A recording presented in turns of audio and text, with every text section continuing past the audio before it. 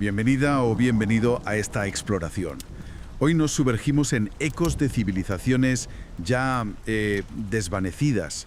Vamos a ver extractos sobre ciudades perdidas, ¿no? Desde la mítica Atlántida hasta la enigmática Akakor. Indagaremos en esos relatos de esplendor, de misterio y, claro, de olvido. ¿Qué secretos guardan estas ruinas y leyendas? Pues mira, yo creo que estas historias nos fascinan tanto porque tocan fibras muy profundas. Ajá.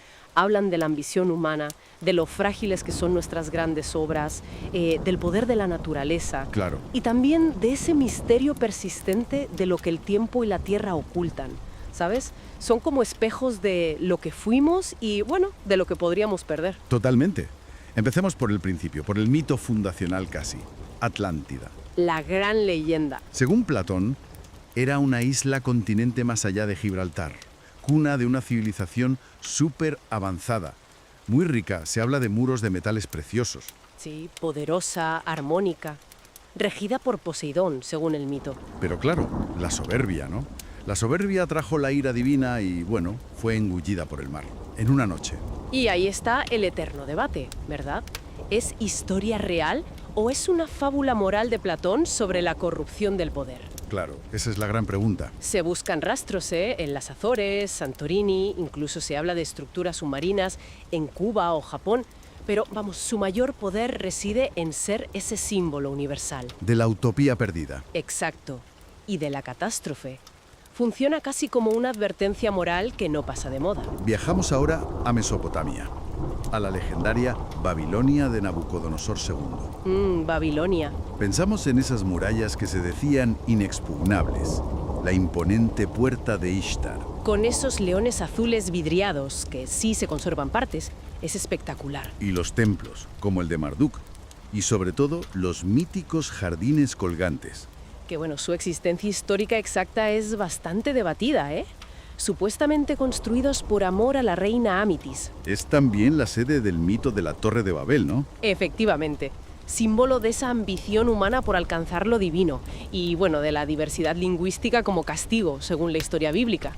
Aunque cayó en el olvido y fue, digamos, devorada por el desierto. Sí, pero su legado como centro de poder, de cultura y de maravilla arquitectónica, eso perdura, sin duda. Y de la arena nos vamos a la selva, a Camboya, para encontrar Angkor. Angkor. Impresionante. La capital del Imperio Jemer. Una ciudad inmensa, con una red hidráulica súper sofisticada, templos alineados cósmicamente. Destaca Angkor Wat, claro, el mayor monumento religioso del mundo, y Ta Prohm. Donde la naturaleza se come la piedra, literalmente. Esas raíces. Es una imagen muy poderosa. Y su abandono sigue siendo un enigma, ¿eh? Se habla de guerras, cambios religiosos o quizá el colapso climático de su sistema hídrico. ¿Podría ser? Angkor es un recordatorio brutal de cómo hasta los mayores imperios pueden ser reclamados por la naturaleza. Una lección muy actual, diría yo. Sí, sí. Nos movemos ahora al desierto jordano, Petra. Ah, Petra. La ciudad rosa. Esa ciudad nabatea esculpida directamente en la roca. Es famosa por el tesoro, claro, lo que ves después de recorrer el Sikh. Que ya el camino por el Sikh es una experiencia en sí misma. Pero es que Petra es mucho más, muchísimo más. Tumbas, templos, teatros, todo tallado. Fue un enclave comercial súper próspero. Gracias a su control del agua, que en el desierto es clave, y su ubicación estratégica, claro. Lo curioso es que dejaron pocos registros escritos, ¿no? ¿Los nabateos? Exacto. Eso añade misterio a su cultura, que era muy sofisticada, ¿eh? Con influencias egipcias, griegas, romanas. Los terremotos y los cambios en las rutas comerciales la llevaron al abandono. Se convirtió en leyenda beduina hasta que la redescubrieron. Un poema en piedra, como se ha dicho. ¿Y con razón? Vale. Y de ahí a una de las primeras grandes urbes del mundo, Mohenjo-Daro, en el Valle del Indo, en Pakistán. Fascinante. Mohenjo-Daro. Sorprende mucho su planificación urbana. Calles en cuadrícula, un saneamiento avanzadísimo para la época, con baños privados. Sí, una organización increíble. Y lo que llama la atención es la aparente ausencia de palacios ostentosos o templos monumentales o armas o fortificaciones. Una sociedad distinta. Pues eso parece sugerir. La ciudad del silencio, la llaman. Quizá una sociedad más igualitaria, pacífica El Gran Baño indica que había rituales colectivos importantes. Y su escritura sigue sin descifrar. Más misterio. Exacto. Cada pieza que falta alimenta la intriga. Su abandono es otro misterio, quizá por el cambio del curso del río Indo o el clima. Un ejemplo alucinante de una posible civilización antigua organizada de forma muy diferente. Totalmente. Y terminamos ya en la frontera entre historia y mito puro, Akakor. Akakor. Territorio resbaladizo. La historia que relató un tal Tatún Kanara al periodista Karl Brugger sería una capital subterránea de una civilización milenaria, los Ugamongulala, en pleno Amazonas. Fundada por dioses del cielo, con tecnología avanzada, túneles secretos. Se conecta con otras leyendas como Paititi, El Dorado. Suena a novela de aventuras total. A ver, la historia se enturbia mucho con la identidad real de Tatún Kanara, que parece ser que era un alemán llamado Günther Hauck. Vaya. Y hay desapariciones misteriosas asociadas a la búsqueda de Akakor, incluyendo la del propio Brugger. Entonces lo descartamos como invención. Bueno, no tan rápido. Aunque el relato principal huele a ficción por los 4 costados, es cierto que en Sudamérica sí existen hallazgos de túneles y estructuras un poco anómalas, sin explicación clara. Ajá. Quizá Akakor es más interesante como ejemplo de cómo se crean los mitos modernos, ¿no? Mezclando folclore local, posibles ecos de verdades ocultas en la selva y, sin duda, pues mucha imaginación. Hemos viajado por ciudades sumergidas, devoradas por la arena o la selva, esculpidas en roca, o envueltas en el misterio de su propia existencia. Cada una un fragmento de la vasta y a menudo perdida historia humana. Y lo que queda es su eco, ¿verdad? Nos recuerdan esos ciclos de auge y caída, la interacción constante entre civilización y naturaleza, y sobre todo alimentan nuestra inextinguible curiosidad por lo desconocido, por lo que yace oculto bajo las capas del tiempo. Quizá la reflexión final podría ser esta. ¿Y si las ciudades perdidas más intrigantes no son solo las que desaparecieron físicamente? ¿A qué te refieres? Sino aquellas memorias colectivas, esas posibilidades enterradas en nuestra propia imaginación, esperando, quizá, ser redescubiertas.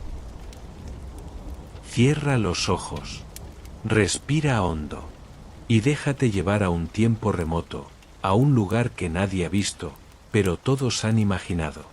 Entre las olas del océano Atlántico, más allá de las columnas de Hércules, se susurra el nombre de una ciudad que nunca deja de volver, Atlántida. Fue Platón, en el siglo IV a.C., quien por primera vez habló de ella.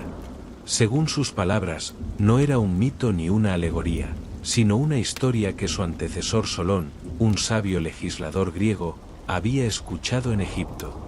Atlántida era una isla más grande que Libia y Asia juntas, situada más allá del estrecho de Gibraltar. Un lugar donde florecía una civilización adelantada a su tiempo, poderosa, rica, con palacios de muros de metales preciosos y jardines exuberantes irrigados por canales que desafiaban a la naturaleza. En esa ciudad, según Platón, todo estaba en armonía. Los templos estaban revestidos en oro, los ciudadanos vivían según leyes justas dictadas por Poseidón, el dios del mar, y las artes y la sabiduría eran celebradas cada día. Sus calles eran anchas y simétricas, sus edificios altos y ornamentados, y sus habitantes orgullosos y cultos. Pero con el tiempo, la arrogancia y la codicia hicieron mella en el corazón de sus gentes.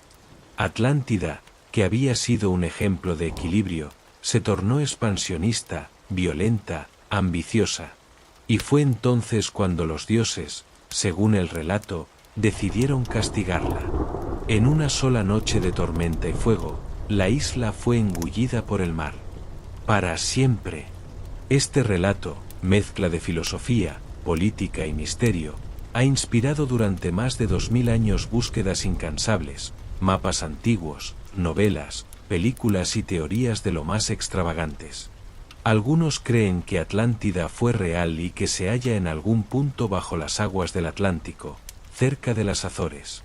Otros, que fue Santorini, destruida por la erupción del volcán Tera, cuya potencia devastadora sí pudo engullir una civilización entera de la noche a la mañana.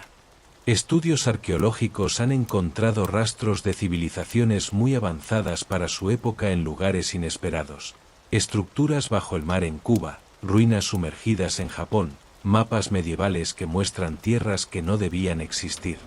Cada hallazgo revive el mito. ¿Y si Platón no inventó nada? ¿Y si la Atlántida no era un símbolo, sino un recuerdo ancestral, transmitido a través de los siglos? Muchos investigadores, aunque escépticos, han admitido la posibilidad de que Platón se basara en un evento real. Una civilización avanzada, quizás no tan sobrenatural como la que describe, pero sí notable, que desapareció debido a un desastre natural. Terremotos, tsunamis, erupciones volcánicas. La Tierra ha borrado del mapa más de una vez a pueblos enteros. Y el mar, como sabio guardián, los ha conservado en su fondo, fuera del alcance de nuestra vista. Otros, sin embargo, creen que Atlántida no fue más que una advertencia moral. Una fábula para mostrar lo que ocurre cuando una sociedad se olvida de los valores que la hicieron grande. Una especie de espejo de la propia Atenas, con la que Platón tenía una relación ambivalente. Pero incluso así, el poder de la historia ha sido irresistible. Porque hay algo en el corazón humano que necesita creer en lo perdido, en lo que pudo ser, en lo que tal vez aún duerme bajo las aguas esperando ser encontrado. Atlántida se convirtió en símbolo del esplendor y la caída, del misterio y el deseo. Ha sido buscada por emperadores, exploradores y místicos. Desde los nazis en su delirio esotérico, hasta Jacques Cousteau en sus inmersiones documentales. Todos han querido ponerle coordenadas. Todos han querido escuchar el eco de sus calles sumergidas. Y tú, ahora, mientras escuchas esta historia en la oscuridad de tu cuarto, quizás puedas imaginarla. No como una ciudad cualquiera, sino como una sensación, el reflejo dorado de torres lejanas en un mar tranquilo. El sonido de pasos sobre mármol brillante. El aroma de flores que solo existen en los sueños. Porque, al final, Atlántida no necesita ser real para ser eterna. Está donde habita la imaginación. Donde se esconde lo que hemos perdido. Y mientras alguien siga susurrando su nombre, no se habrá hundido del todo. Ahora, deja que el murmullo del mar te arrulle. Que el viento te lleve lejos. La Atlántida te espera, no para ser encontrada, sino para ser recordada. Imagina una ciudad construida en medio del desierto, con murallas tan gruesas que ni los ejércitos más poderosos se atrevían a desafiarlas. Una urbe donde los jardines colgaban desde las alturas, desbordando vida sobre la arena. Una ciudad que, según se cuenta, intentó alcanzar el cielo. Esa ciudad fue Babilonia. Situada a orillas del río Eufrates, en la antigua Mesopotamia, la cuna de la civilización, Babilonia fue durante siglos una joya del mundo antiguo. Se dice que sus murallas medían hasta 80 kilómetros de perímetro y eran tan anchas que podían correr carros de caballos por encima de ellas. Los ladrillos de sus muros llevaban inscripciones con el nombre de Nabucodonosor II, el rey que convirtió a Babilonia en una ciudad legendaria. Y es que fue durante el reinado de este monarca, en el siglo VI a.C., cuando Babilonia vivió su época dorada. No solo era un centro de comercio, astronomía y derecho, sino también un lugar de belleza arquitectónica incomparable. El templo de Marduk, los zigurats, las puertas de Istar decoradas con leones azules sobre fondo lapislázuli, todo parecía diseñado para asombrar. Pero nada causaba más asombro que los jardines colgantes. Según los textos antiguos, eran un paraíso construido por amor.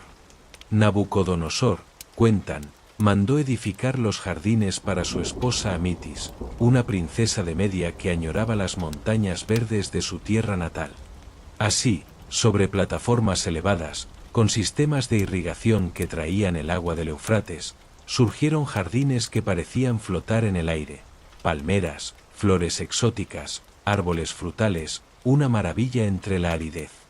Hoy los arqueólogos debaten si esos jardines existieron realmente, y si lo hicieron en Babilonia o quizás en Nínive.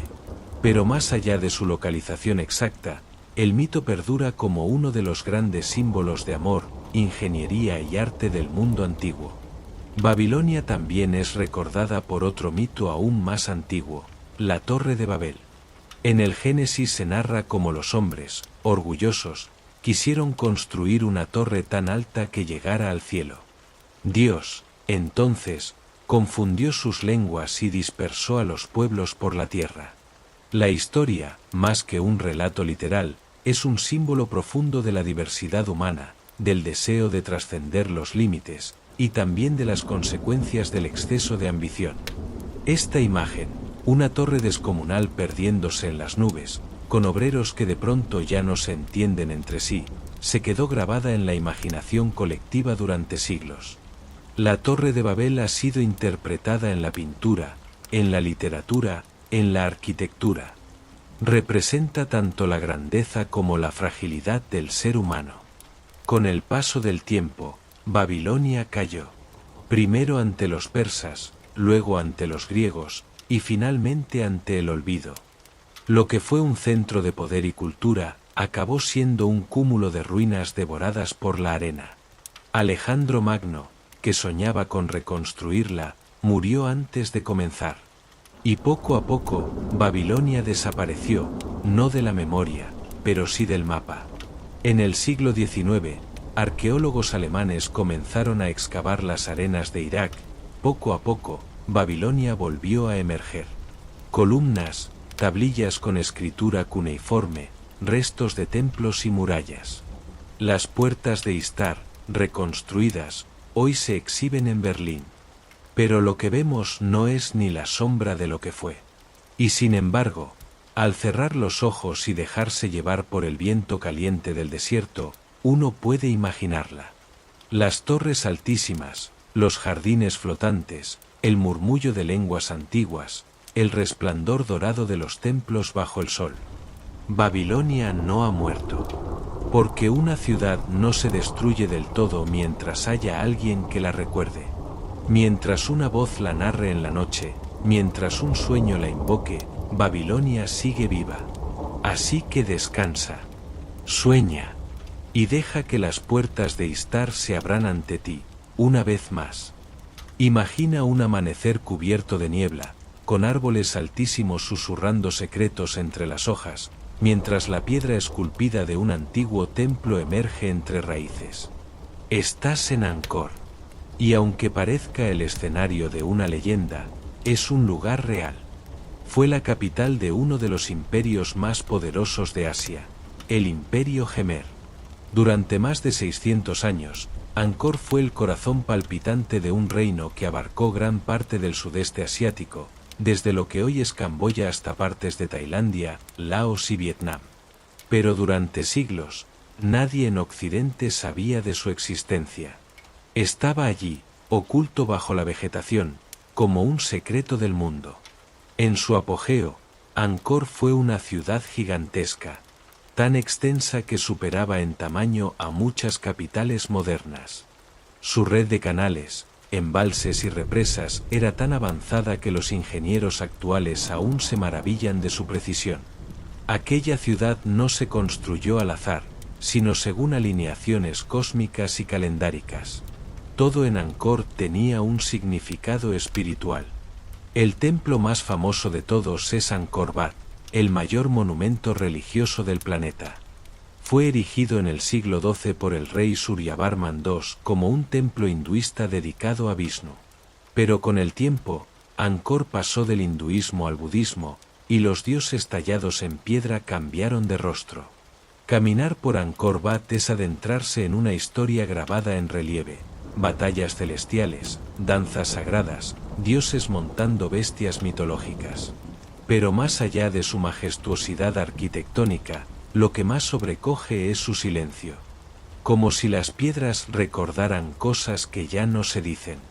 A su alrededor, cientos de templos salpican la selva, Bayón, con sus torres de rostros sonrientes mirando en todas direcciones. Taprom, devorado por raíces que se abrazan a las piedras como si la naturaleza reclamara lo que una vez fue suyo. Algunos templos aún tienen altares con incienso encendido, como si los antiguos fieles jamás se hubieran marchado. ¿Pero qué ocurrió con esta ciudad colosal? Angkor fue abandonada lentamente. El motivo sigue siendo un misterio. Hay quien habla de guerras internas, de invasiones siamesas, de cambios religiosos. Pero una teoría cada vez más aceptada señala al clima. Unos siglos de monzones irregulares, sequías extremas y lluvias torrenciales habrían hecho colapsar el sistema hidráulico que alimentaba a la ciudad. Sin agua, sin arroz, sin sustento, Angkor fue cediendo terreno, hasta que la selva la tragó por completo. Cuando los exploradores europeos llegaron en el siglo XIX, no podían creer lo que veían. Una ciudad de piedra de proporciones mitológicas, cubierta por árboles y musgo, como si el tiempo la hubiera querido borrar pero no del todo. Era un recordatorio poderoso. Todo imperio, por grande que sea, puede ser olvidado si la naturaleza así lo decide. Hoy, Angkor es patrimonio de la humanidad. Millones de personas la visitan cada año. Y sin embargo, si vas en la madrugada, cuando el sol aún no ha despuntado, y te adentras solo entre los templos, aún puedes sentir su alma. Una presencia invisible que no necesita palabras. Porque Angkor no es solo ruina. Es memoria viva. Y en la oscuridad de la noche, si cierras los ojos, tal vez puedas escuchar los pasos de los monjes, el canto lejano de los rezos, el murmullo del agua corriendo entre los canales. Angkor sigue allí, esperando en silencio, para ser soñada una vez más.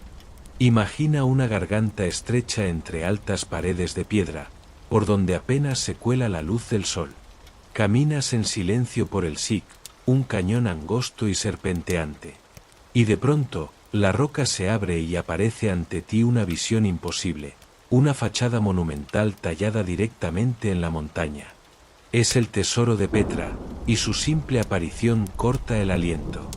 Petra no fue construida, fue esculpida. Ubicada en el corazón del desierto de Jordania, Petra fue la capital del misterioso reino de los nabateos, un pueblo árabe nómada que aprendió a controlar el agua en uno de los lugares más secos del planeta. No eran conquistadores ni imperiales, eran comerciantes. Y su riqueza vino de su ubicación estratégica, en la intersección de rutas que conectaban Arabia, Egipto, Siria y el Mediterráneo. El nombre Petra significa piedra en griego. Y eso es, una ciudad de piedra. Pero piedra viva, moldeada con arte y precisión. Sus edificios no se levantan, emergen de la roca misma. El tesoro, con su frontón helenístico y sus columnas corintias, es solo el principio. Más allá hay templos, tumbas reales, teatros, escaleras infinitas talladas en acantilados rosados. En total, más de 800 monumentos repartidos por un valle donde la roca cambia de color con cada hora del día. Petra fue un prodigio técnico. Sus habitantes canalizaban el agua de lluvias raras y esporádicas con una red de cisternas y tuberías. Cuando los romanos llegaron en el siglo I después de Cristo, no encontraron una ciudad salvaje, sino una metrópoli sofisticada, bella y funcional. Pero Petra también fue un misterio. Los nabateos dejaron pocas escrituras. No sabemos con certeza quiénes fueron sus reyes ni cómo organizaban su sociedad. Su arquitectura revela influencias de Egipto, Grecia, Roma y Mesopotamia, como si cada viajero que pasaba por allí dejara una chispa de su mundo. La ciudad floreció durante siglos, y luego, desapareció. Los terremotos destruyeron parte de su infraestructura. Las rutas comerciales cambiaron. Y con el tiempo, Petra fue abandonada, como si sus habitantes se hubieran desvanecido con el viento del desierto. Durante siglos, los beduinos locales la consideraron un lugar sagrado y peligroso, lleno de espíritus y tesoros encantados. Ningún occidental la vio durante casi 1000 años. No fue sino hasta 1812 que el explorador suizo Johann Ludwig Burckhardt, disfrazado como peregrino musulmán, logró infiltrarse en Petra. Lo que encontró lo dejó sin palabras. Y desde entonces, el mundo tampoco ha podido dejar de mirar. Hoy, Petra es una de las nuevas 7 maravillas del mundo. Pero cuando cae la noche y el silencio vuelve a reinar en los cañones, la ciudad retoma su espíritu antiguo. Las velas iluminan el tesoro como si fueran estrellas, y el eco de los siglos parece caminar a tu lado. ¿Quién vivió en esas tumbas? ¿Qué secretos guardan los templos? ¿Cómo fue posible esculpir semejante belleza con herramientas tan rudimentarias? Quizás nunca lo sabremos. Pero Petra no necesita explicaciones. Su existencia basta. Es un poema en piedra, escrito por manos olvidadas, para ser leído con el corazón en calma. Y si esta noche la visitas en sueños, no olvides caminar despacio, porque cada pared, cada sombra y cada roca te cuenta algo. Petra no es solo una ruina, es un susurro antiguo. Y en la quietud del desierto, ese susurro puede ser más fuerte que el grito de cualquier ciudad viva.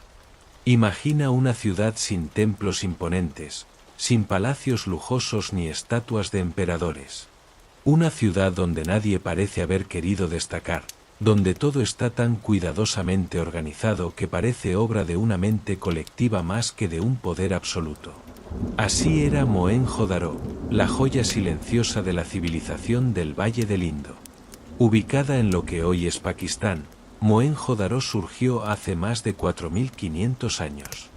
Fue una de las primeras grandes ciudades del mundo, contemporánea de las pirámides de Egipto y los templos de Mesopotamia. Pero lo que la hace extraordinaria no son sus monumentos, sino su discreción. Las calles de Mohenjo-Daro están alineadas con precisión, formando una cuadrícula perfecta. Sus edificios, de ladrillo cocido, tienen desagües cubiertos, pozos privados, baños en cada hogar. Sí, en una época donde reyes poderosos vivían en el barro, los ciudadanos de Mohenjo-Daro ya tenían sistemas de saneamiento más avanzados que muchas ciudades medievales. Y lo más desconcertante, no hay rastro de guerra. No se han encontrado armas, ni fortificaciones, ni murallas defensivas. Todo parece construido para la vida, no para la muerte. ¿Cómo es posible? ¿Una civilización sin ejércitos ni violencia? ¿O simplemente hemos perdido las pistas? Los arqueólogos han encontrado sellos con símbolos que parecen un sistema de escritura, pero hasta hoy, nadie ha logrado descifrarlo. El idioma del Indo sigue siendo un enigma, un muro de silencio que impide conocer lo que pensaban, sentían o creían sus habitantes. Una de las estructuras más famosas es el Gran Baño, una piscina rectangular de ladrillo, perfectamente impermeabilizada, con escaleras y habitaciones alrededor. No era una piscina recreativa. Probablemente tenía un uso ritual. ¿Purificaciones? ¿Ritos colectivos? ¿Un espacio de encuentro comunitario? Solo podemos imaginarlo. La ciudad estaba dividida en 2 sectores, la ciudad baja, donde vivía la mayoría de la población, y la ciudad alta, quizá con funciones administrativas o religiosas. Pero no hay palacios. No hay tumbas de élite. No hay esculturas de reyes.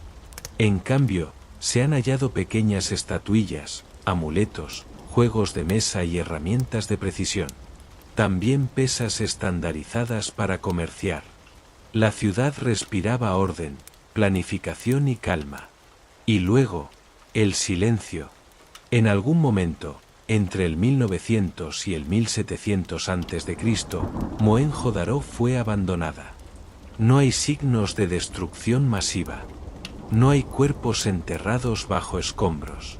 No hay ciudades enemigas que hayan dejado marcas. Simplemente, se apagó. Algunos sugieren cambios en el curso del río Indo, sequías prolongadas o problemas con el comercio. Otros mencionan terremotos, epidemias o una degradación lenta y silenciosa. Lo cierto es que Mohenjo-Daro quedó sepultada por el polvo y el olvido hasta que fue redescubierta en el siglo XX. Desde entonces, arqueólogos de todo el mundo han intentado arrancarle sus secretos, pero la ciudad sigue hablando en susurros que nadie entiende. Y tal vez ese sea su mayor poder.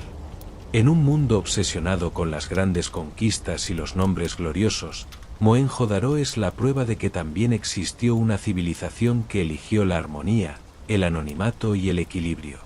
Hoy, bajo el sol abrasador de Sindh, sus calles vacías parecen dormidas. Pero en la calma de la noche, cuando el mundo moderno se silencia, uno puede imaginar que los antiguos moradores aún caminan entre las ruinas, en un tiempo donde nadie era más que nadie, y donde vivir bien era el mayor logro. Quizá, esta noche, mientras cierras los ojos, escuches ese murmullo antiguo, y en el sueño, te conviertas en uno más de sus habitantes, cruzando en silencio los pasillos de la ciudad más tranquila que jamás existió. No todas las ciudades perdidas aparecen en los libros de historia. Algunas habitan en los susurros de los exploradores, en los delirios de los aventureros, en los diarios olvidados de misioneros y soldados. Y algunas, como Akakor, se mantienen en el límite exacto entre el mito y la realidad. La historia de Akakor comienza en el corazón de la selva amazónica, donde la vegetación lo devora todo y el tiempo parece haberse detenido. En 1972, un periodista alemán llamado Karl Brage conoció en Manaos a un hombre enigmático, Tatún Kanara, que afirmaba ser príncipe de una civilización oculta llamada Uga Mongulala. Esta cultura, decía, descendía directamente de dioses venidos del cielo que, miles de años antes, construyeron una serie de ciudades subterráneas conectadas por túneles kilométricos bajo el Amazonas. Su capital, Akakor. Según Tatunka, Akakor había sido fundada en el año 10.481 AC y había sobrevivido durante milenios en secreto, protegida por sabios y guardianes, oculta del mundo moderno. Allí, en sus salas subterráneas, se guardaban conocimientos antiguos, mapas de las estrellas, tecnologías desconocidas, e incluso máquinas para volar. Brage quedó fascinado y publicó su historia en un libro, La Crónica de Akakor, que se convirtió rápidamente en un fenómeno. Muchos lo leyeron con escepticismo, otros, con pasión, y algunos más, con suficiente fe como para lanzarse a buscar la ciudad perdida. Pero el misterio no termina allí. Años después, se descubrieron extraños túneles en diversas partes de Sudamérica. Algunos conectaban kilómetros de distancia.